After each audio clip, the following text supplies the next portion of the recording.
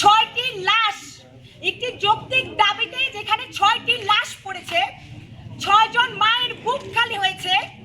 আমরা দেখেছি school college বিশ্ববিদ্যালয়ের শিক্ষার্থীদের ওপর অতর্কিত হামলা চালানো হয়েছে। আমরা দেখেছি গত পরশু শিক্ষার্থীদের ওপর বাইরের ভাড়াটের ছাত্রলীগ এসে সন্ত্রাসী হামলা চালিয়েছে। গতকাল আমাদের সাংবাদিক ভাইরা পর্যন্ত রেহাই পায়নি, তাদের উপরও নির্বিচারে হামলা চালানো হয়েছে।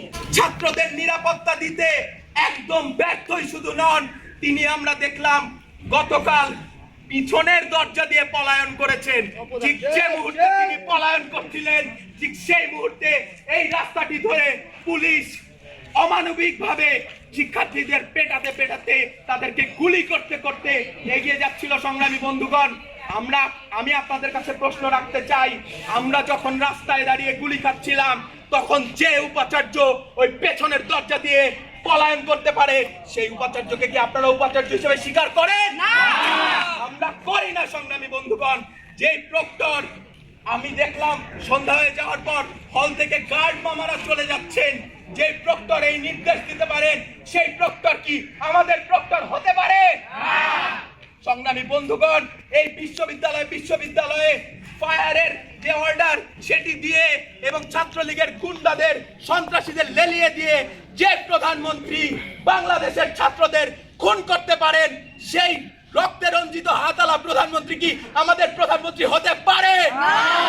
সংগ্রামী বন্ধুগণ, আমরা বলতে চাই, আমরা বাংলাদেশ অচল করে দিয়েছি, আমরা বিশ্ববিদ্যালয়গুলো অচল করে দিয়েছি, আমরা বিশ্ববিদ্যালয়গুলো মুক্ত করেছি সেই সন্ত্রাসীদের হাত থেকে। আমরা বলতে চাই, এই পুরো দেশকে আমরা মুক্ত করব।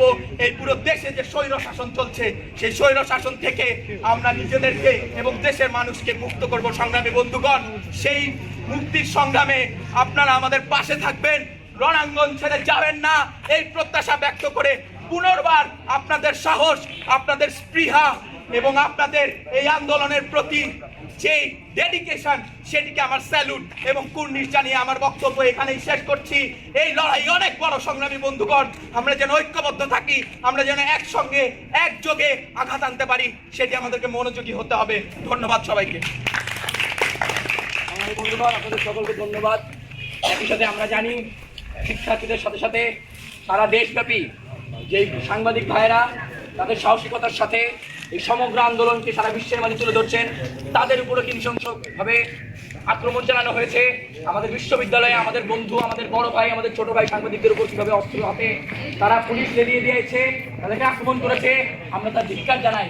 এই সাংবাদিক ভাইদের জন্য আমাদের অসংখ্য ধন্যবাদ এবং সহমর্মিতা যে আপনারা সকল আন্দোলনে, সকল সংগ্রামে আমাদের সাথে থাকেন, আমাদের কথাগুলিকে সকল পরিষদে পৌঁছে দেন, তার জন্য অসংখ্য ধন্যবাদ।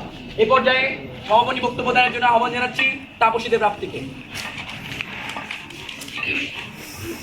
সংগ্রামী বন্ধুগণ, উপস্থিত সাংবাদিক ভাই ও বোনেরা এবং যারা শুনছেন, আপনারা সবাই জানেন জাহাঙ্গীরনগর বিশ্ববিদ্যালয় ক্যাম্পাস, আমরা যারা ক্যাম্পাসের শিক্ষার্থী, এই ক্যাম্পাস আমাদের অতি অপরিচিত ক্যাম্পাস। এই ক্যাম্পাসে আজকে আমরা প্রত্যেক শিক্ষার্থীরা, সাংবাদিকরা, আমরা সবাই চরম নিরাপত্তাহীনতায় ভুগছি এবং আমরা দেখেছি পুরো দেশে লাশের মিছিল করছে। 6টি লাশ, একটি যৌক্তিক দাবিতে যেখানে 6টি লাশ পড়েছে, 6 জন মায়ের বুক খালি হয়েছে। আমরা দেখেছি স্কুল কলেজ বিশ্ববিদ্যালয়ের শিক্ষার্থীদের ওপর অতর্কিত হামলা চালানো হয়েছে। আমরা দেখেছি গত পরশু শিক্ষার্থীদের ওপর বাইরের ভাড়াটের ছাত্রলীগ এসে সন্ত্রাসী হামলা চালিয়েছে। গতকাল আমাদের সাংবাদিক ভাইরা পর্যন্ত রেহাই পায়নি, তাদের উপরও নির্বিচারে হামলা চালানো হয়েছে। আমরা স্পষ্ট স্বরে বলতে চাই, একটি যৌক্তিক দাবির জন্য একটি শিক্ষার্থী আন্দোলন একটি স্বাধীন রাষ্ট্র হতে পারবে না।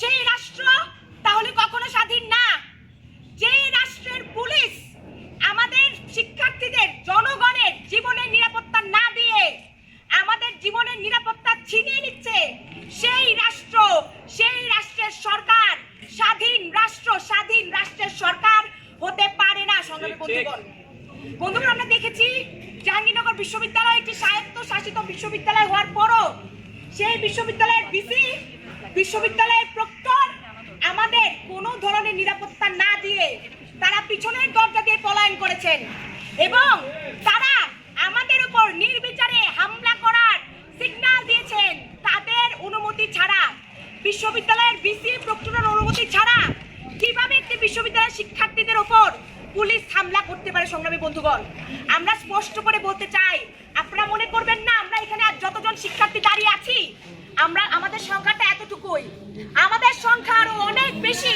বন্ধুগণ।